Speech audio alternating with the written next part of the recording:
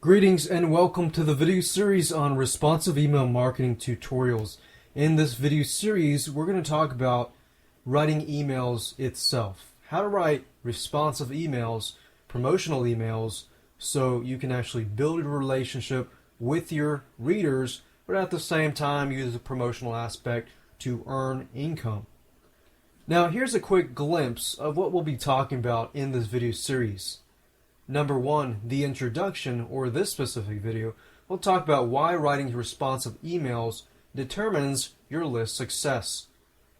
In video two, we'll talk about brainstorming, planning ahead of time so that you know what to write your promotional emails on. And third, we'll talk about different types of promotional emails that you can write, and we'll actually give you some examples and samples. In video four, mistakes to avoid when you're writing your promotional email. Video 5, importance of a good email subject line.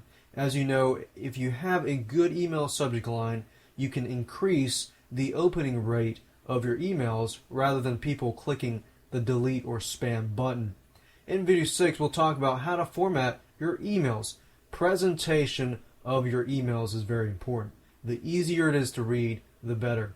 Because as you know, most people scan those emails. So if you make it scannable, good presentation, then that's great. Video 7, we'll talk about the importance of a good email body, and we'll talk about how to write a good email body.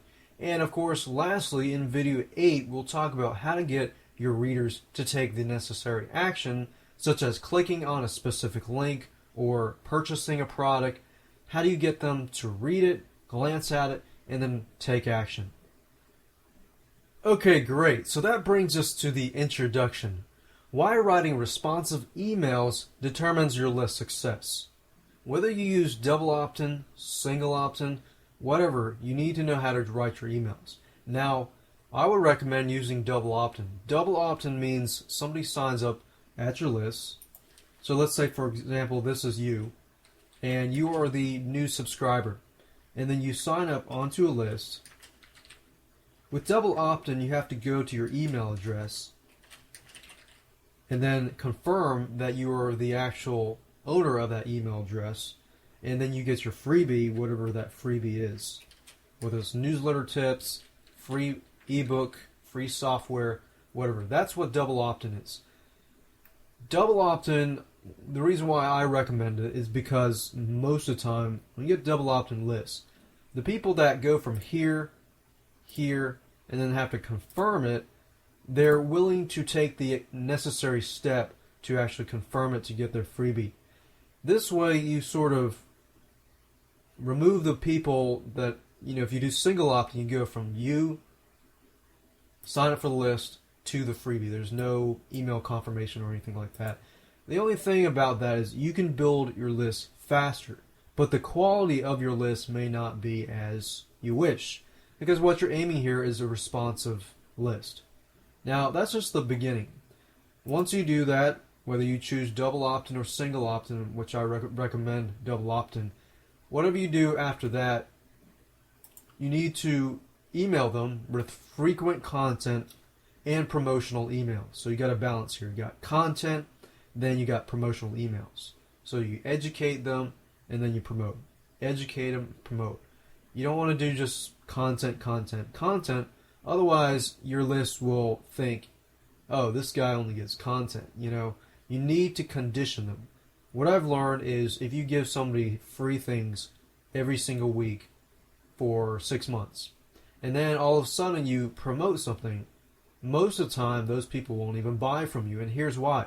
Because you condition them to see that you only give free stuff. But if you promote things every single day of the week, then you got to remember, even though you promote something, that doesn't always mean you condition them to do so. They might actually get turned off. So you need a balance here, content and promotional emails. Then we got the relationship factor. The relationship factor is built mainly from the frequent content and how frequent you email them. So whether it's once a week, twice a week, whatever, probably don't want to email them more than 2 to 3 times a week, just because they might be getting other emails and they might click on the unsubscribe button. Building that relationship is very important. And as you learn in this video series, you'll actually be able to use what you learn, how to write the email, how to write a good subject line. Those types of little things help you build that relationship. And guess what? When you got a good, strong relationship, you got responsive lists. So it doesn't matter if you got 100 people on your list, 500 people on your list. It's the quality and the responsiveness that is the most important. So now that you understand this, let's go ahead and go to video 2, where we'll talk about brainstorming and planning before you actually write your emails.